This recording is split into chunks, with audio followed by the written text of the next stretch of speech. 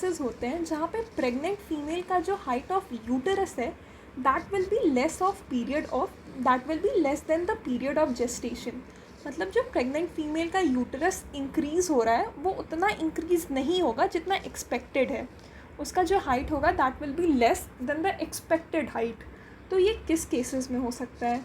ये या तो रॉन्ग डेट्स होगा, ठीक है, कि जो first day of last missed period था वो पता ही नहीं है कि कितने मंथ्स प्रेग्नेंट है, तो उस केस में ऐसा हो सकता है।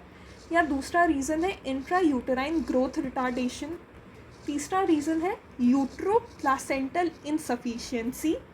और चौथा रीज़न है प्रेगनेंसी इंड्यूस्ड हाइपरटेंशन।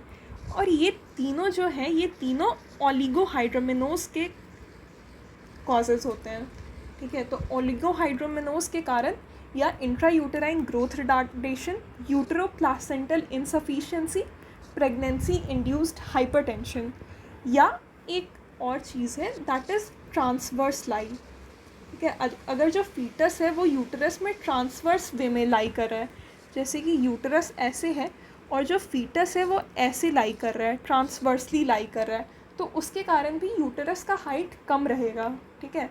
और छठा रीज़न है that is intra uterine death. अगर फीटस का इंट्रा यूटेराइन डेथ हो गया तो height of uterus will be less than the period of pregnancy, then the period of gestation.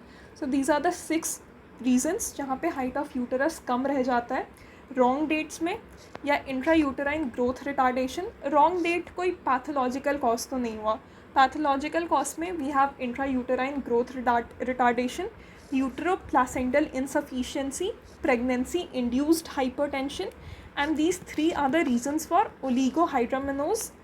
या जो फीटस है वो ट्रांसवर्सली लाई कर रहा है यूटरस में, या intra uterine death. Intra uterine death के कारण भी height of uterus will be less than the period of gestation.